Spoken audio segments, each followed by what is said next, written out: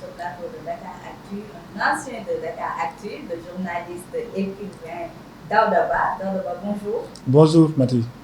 Vous êtes journaliste et vous venez de faire paraître un livre qui s'appelle Les rêves brisés. Pouvez-vous nous dire, c'est quoi ces rêves qui sont brisés? Merci beaucoup Mathis, c'est toujours un plaisir de retourner ici à Dakar Actu. C'est une maison familiale pour nous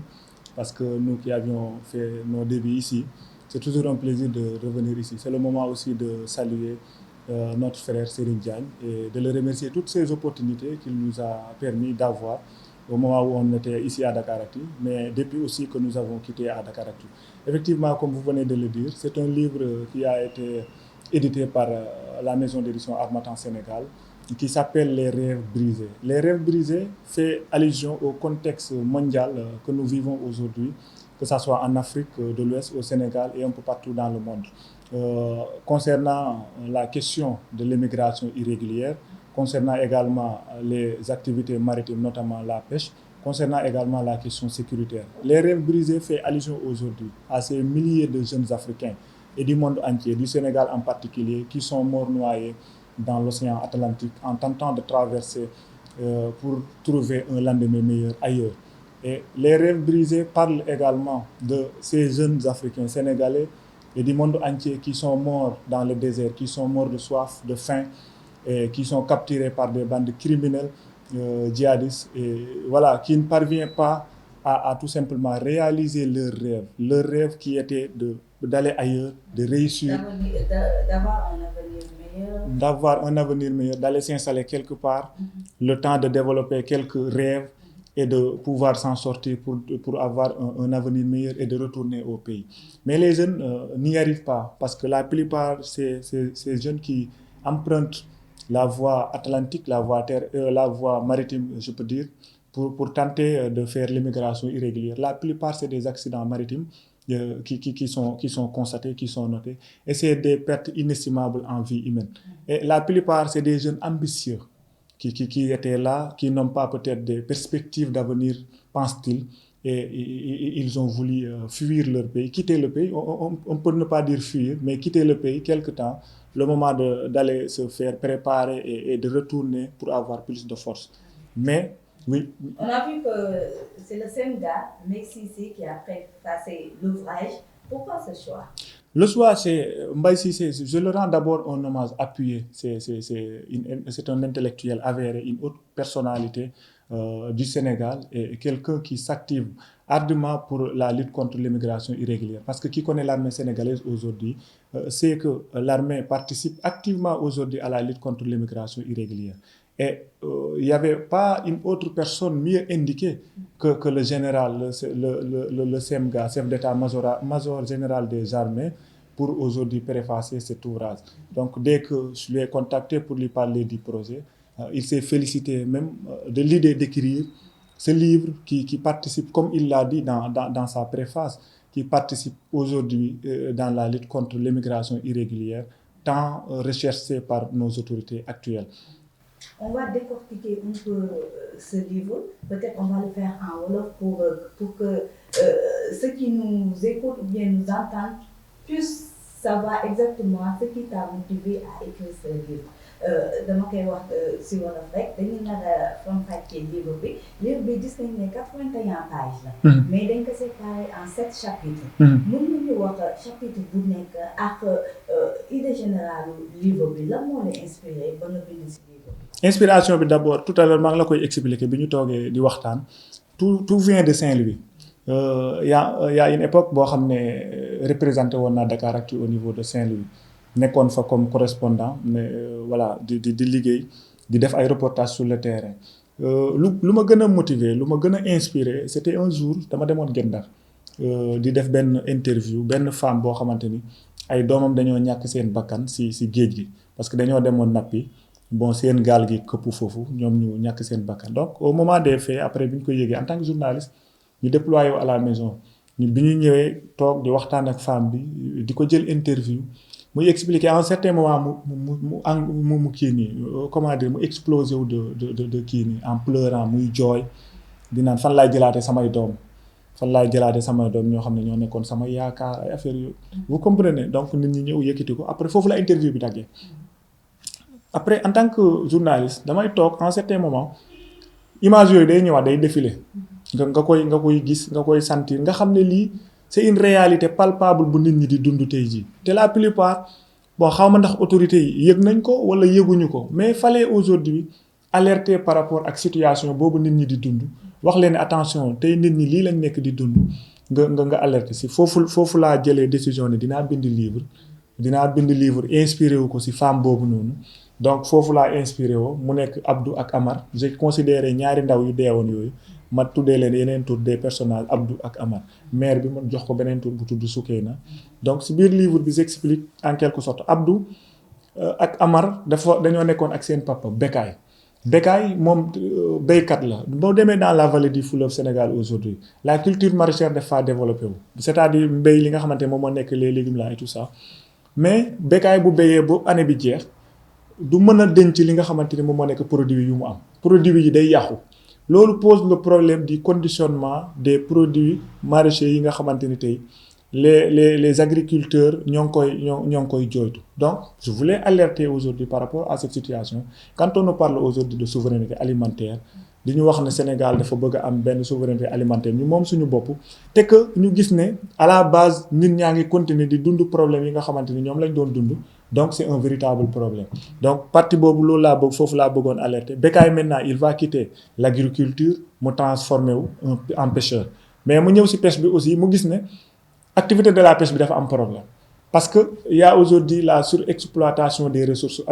halieutiques et surtout aussi l'exploitation abusive des ressources halieutiques beneen bi mooy problème de licence de pêche yi nga xamante ni pêcheurs yi ñoo ngi koy jooytu tout le temps mu nekk problème majeur boo xamante ni dafa impacter les pêcheurs de Saint-Louis boo xoolee problème licence de pêche peut-être que jamono ji lañ ci waxut lu bëri rek mais problème réel la pêcheurs yi dañuy dem Mauritanie am fa problème ci biir livre bi maa ngi relater benn incident bu xewoon Saint-Louis benn garde-côte mauritanienne bu reyoon benn ndaw Saint-Louisien ba ndaw Saint-Louis génn manifester yàqate lépp loo xamante ni moo ngi nekkoon foofu Saint-Louis toj siège OMVS bi toj Sénélec bi toj travaux yi nga xamante ni moo amoon ci place Faidherbe bi donc c'est pour montrer aujourd'hui c'est un bombe à retardement boo xamante ni moo ngi nekk di am te il faudrait que ñu bàyyi ci xel bu fekkee ne ñoo ngi aspirer développement bi nga xamante ni moom la ñu bëgg. gis nañ aussi ci livre bi nga cité ay villes wala ay localités yi nga xam ne parce que mën nañ ko tuddee ay points de départ pour les candidats à l'immigration. Je donne l'exemple Mbour, Saint-Louis, ba ci Kafountine parce que Kafountine ci sud bi la. mais zone yooyu sooy xool bu njëkk ba wala ba léegi sax ay zone de départ la. effectivement zone yooyu noonu est-ce que état am na lu mu ci def pour jéem a téye xale yi ñu bañ di jël gaal. bon gis nañ ne peut-être s'il y a aussi des mesures ay timides mesures lay doon parce que dañuy bàyyi boo comme par exemple ce qui s'est passé récemment à Mbour. ay ndaw ñàkkoon seen bakkan le président de la République même en personne a effectué le déplacement ba Mbour ñëw def discours am ce qu'on a constaté dans son discours dafa ñaawlu phénomène bi ba pare ne que voilà il faudrait que nit ñi di opération yoole boobu noonu nga xamante ni lancé woon nañ ko mais aussi beneen bi il avait beaucoup mis focus sur les sanctions et que tey jii man je considère que tey bu ñu bëggee lutter contre l'immigration irrégulière forcément ça doit y avoir des sanctions mais sanctions yi dafa war a ñëw en dernière ligne droite je m'explique parce que ndaw bi nga xamante ni tey moo ngi nekk ci réew mi gisatul boppam ci réew mi bu naree ne day dem pour nga dem motiver ko nga koy sanctionner da nga koy gën a yokk colère da nga koy gën a merloo mu gën a am ay problèmes je pense que bu ñu waree tey lutter contre l'immigration irrégulière il faudrait que ñu commencer d'abord par la sensibilisation et que bu ñu paree ci sensibilisation bi ñu tëgg ay politique ak ay programmes yoo xamante ni politique yooyu noonu day répondre aux besoins des jeunes tey ñaata programme moo nekk ci Sénégal ñu koy tuddee pour affaire ndaw ñi mais est-ce que les jeunes s'y retrouvent tey bu fekkoon ne programme yooyu nekk Sénégal tey ndaw ñi ñoo ngi ciy gis seen bopp est-ce que dinañ continuer di jël gaal pour dee ci géej gi walla jël désert bi di fa dee donc c'est un problème réel boo xamante ni tey il faudrait que ñu tëggaat programme yi fi nekk pour ndaw ñi buñ koy tëggaat nag il faudrait que dara boo koy def di ko defal pour nit danga koy woo nga boole ko ci il faudrait que les jeunes soient impliqués dès le début ba à la concrétisation du projet. Cela veut dire que bu ñuy teg projet bi nañ woo ndaw ñi ñu xool ñi nga xamante ne dañoo bëgg a dem les potentiels migrants comme on le dit souvent ñu xool les familles ñi nga xamante ni souvent da ngay gis benn mère dajale natt toj natt bi xalaatu ci lenn lu dul paasal doomam mu jaar géej gi dem xam nga loolu c'est un problème nga boole si ñooñu boo ko defee nga jël les experts en migration nga boole leen ci nga jël les populations yéen état ngeen toog ngeen ficeler benn programme boo xamante ni ndaw ñi si seen bopp ñoom ñooy naan ñun lii la ñu soxla et de ce point de vue bu ñu ko defee yaakaar naa ne projet bi bu ñu ko tegee ndaw ñi bu ñu ci gisee seen bopp kenn dootul jëlati gaal di génne di dem donc il faudrait que encore ñu gën a vigilant par rapport ak mesures yi mais sanctions yi moom na ñëw toujours à la ligne droite à la dernière ligne droite. ñi gis ne aussi si roman bi ginnaaw personnage yu Abdou ak Ama nga xam ne ay frères lañu personnage aussi seen yaay nga décrit aussi beneen phénomène boo xam ne ñu koy gis aussi si Sénégal muy suicide parce que rêve brisé parce que sooy xool. yaakaar bu tas la en fait. lépp drame la effectivement suicide boobu noonu ak société bi ni nga koy gisee temps yi suicide bi mu bëree surtout si jeunes yi phénomène boobu nga xam ne j'ai pris la personne de Mère Soukeyna moom tamit mu nekk personnage principal livre bi parce que dafa amoon jëkkëram bu tudd Bekaay bi doon dundee agriculture bi doxul mu retourné si pêche bi doxul mu mujjee ñàkk bakkanam mu am yeneen ñaari doomam yu ko doon secondé ginnaaw bi jëkkëram décédé ñaari doom yooyu tamit décédé si li nga xamante ni moom nekk océan Atlantique bi loolu noonu mère de famille boo xamante ni mën nga nekk lucide nga dund épreuve yooyu noonu yombul donc moom Mère Soukeyna elle n'a pas pu résister à la situation moo tax day am benn feebar bu tudd la schizophrénie et voilà si feebar boobu lay demee ba ñàkk bakkanam loolu yëpp c'est une manière de dépeindre en quelque sorte les réalités des sociétés sénégalaises aujourd'hui da ngay gis nga am problème tuuti rek nit ñi isolé la après yow da ngay dem ba perte connaissance perte espoir perte lépp parce que ñi nga xamoon démb dañ lay bàyyi dañ lay beddi bàyyee la sa bopp yow da ngay toog da ngay dem ba à fond tu te sens seul voilà tu ne vaux rien dans la société parce que les gens ne valorisent pas certains boo nekkee ci situation bu métti rek balaa nga koy xam sax xarit yi nga xamante ni ñoo la gënoon jege bi muy neex ñoom ñooy njëkk a daw donc loolu mu nekk phénomène boo xamante ni véritablement war nañ ci mën a bàyyi xel nit ki bu nekkee ci ay problème ñi ko gënoon jege wala ñi ko gën a sori dañ ko war a jàppale ba mu réussir ba mu surmonter épreuve yooyu noonu surtout sur le plan psychologique social voilà nit ñi di ci jàngat di xam ne nit ki bu nekkee ci problème nit ñi ñoo ko ci mën a génnee mais nit ki bu nekkee ci problème ñu beddi ko rek lu muy jur ëllëg du doon lu baax moo tax gis nga Mère Soukeyna feebar na yóbbu nañ ko hôpital mais tanewut après quartier bi ni ñu ko doon jàppee dëmb ak barke dem ni ñu ko doon xoolee c'est pas la même chose elle va finir par mettre à terme à sa vie donc mu nekk ay phénomènes yoo xamante ni war nañ daf ñuy interpeller ñun ñëpp en tant que citoyen sénégalais te ñuy évoluer dans la société sénégalaise. beneen thème si vous permettez Mati boo xamante ni développé naa ko ci livre bi c'est l'aspect sécuritaire en Afrique de l'Ouest et dans le Sahel c'est une question préoccupante aujourd'hui moo teree nelaw les dirigeants du monde entier le terrorisme. gis nañ sax bokki de mondial benn attaque bu am ci frontière entre le Sénégal et le Mali nit ñi xaw ci am ay tiitaange parce que djihadisme bi nga xam ne moom mooy circuler ci entre frontières yi nga xam ne ñoom ñu sekk ñu ngi naan aussi Sénégal su deful ndànk peut-être dinañ fi yegg fi wala dara. bon ñaanuñu ko yàlla mais en fait ni ma ko développé ci livre bi tant que loolu moo ngi continuer di am li nga xamante ni moom moo nekk djihadisme day continuer di développer dans le Sahel et en Afrique de l'Ouest je m'explique parce que